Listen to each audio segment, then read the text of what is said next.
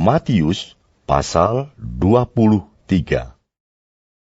Maka berkatalah Yesus kepada orang banyak dan kepada murid-muridnya, katanya, ahli-ahli Taurat dan orang-orang Farisi telah menduduki kursi Musa. Sebab itu, turutilah dan lakukanlah segala sesuatu yang mereka ajarkan kepadamu. Tetapi, janganlah kamu turuti perbuatan-perbuatan mereka, karena mereka mengajarkannya tetapi tidak melakukannya. Mereka mengikat beban-beban berat, lalu meletakkannya di atas bahu orang, tetapi mereka sendiri tidak mau menyentuhnya. Semua pekerjaan yang mereka lakukan hanya dimaksud supaya dilihat orang. Mereka memakai tali sembahyang yang lebar dan jumbai yang panjang. Mereka suka duduk di tempat terhormat dalam perjamuan dan di tempat terdepan di rumah ibadat. Mereka suka menerima penghormatan di pasar dan suka dipanggil rabi. Tetapi kamu, janganlah kamu disebut rabi, karena hanya satu rabimu dan kamu semua adalah saudara. Dan janganlah kamu menyebut siapapun bapa di bumi ini, karena hanya satu Bapamu, yaitu Dia yang di sorga.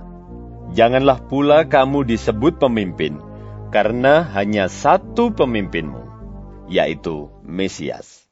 Barang siapa terbesar di antara kamu, hendaklah ia menjadi pelayanmu. Dan barang siapa meninggikan diri, ia akan direndahkan, dan barang siapa merendahkan diri, ia akan ditinggikan. Celakalah kamu, hai ahli-ahli Taurat dan orang-orang Farisi, hai kamu orang-orang munafik, karena kamu menutup pintu-pintu kerajaan sorga di depan orang. Sebab kamu sendiri tidak masuk, dan kamu merintangi mereka yang berusaha untuk masuk. Celakalah kamu, hai ahli-ahli Taurat dan orang-orang Farisi, hai kamu orang-orang munafik, sebab kamu menelan rumah janda-janda, sedang kamu mengelabui mata orang dengan doa yang panjang-panjang. Sebab itu, kamu pasti akan menerima hukuman yang lebih berat. Celakalah kamu, hai ahli-ahli Taurat dan orang-orang Farisi, hai kamu orang-orang munafik, sebab kamu mengarungi lautan dan menjelajah daratan untuk mentobatkan satu orang saja menjadi penganut agamamu, dan sesudah ia bertobat, kamu menjadikan dia orang neraka yang 2 kali lebih jahat daripada kamu sendiri. Celakalah kamu, hai pemimpin-pemimpin buta yang berkata, bersumpah demi bait suci. Sumpah itu tidak sah.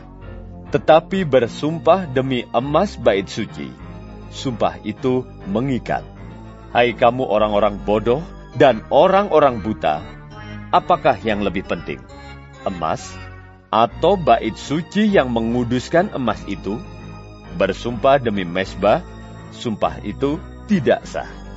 Tetapi bersumpah demi persembahan yang ada di atasnya, sumpah itu mengikat.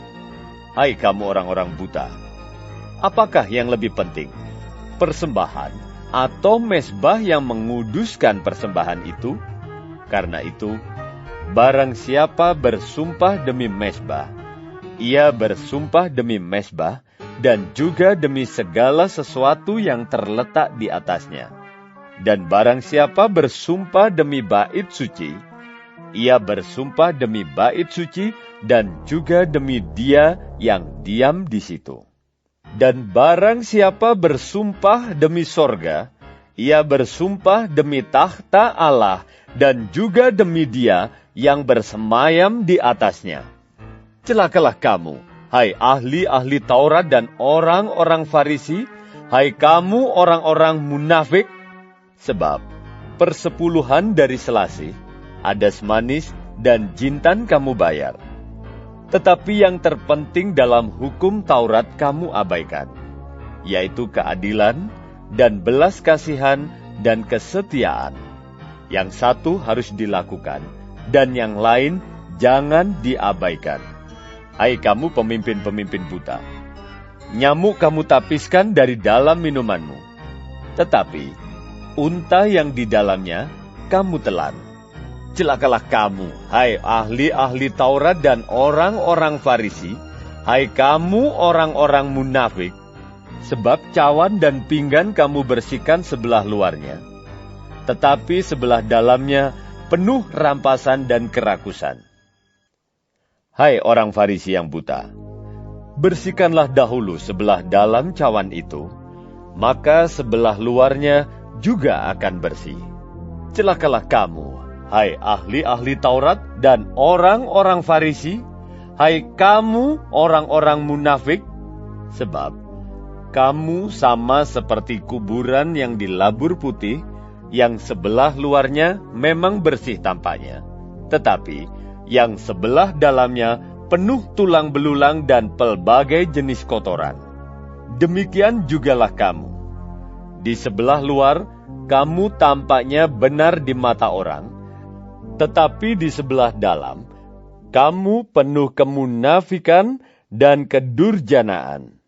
Celakalah kamu, hai ahli-ahli Taurat dan orang-orang Farisi, hai kamu orang-orang munafik, sebab kamu membangun makam nabi-nabi dan memperindah tugu orang-orang saleh, dan berkata, jika kami hidup di zaman nenek moyang kita, tentulah kami tidak ikut dengan mereka dalam pembunuhan nabi-nabi itu.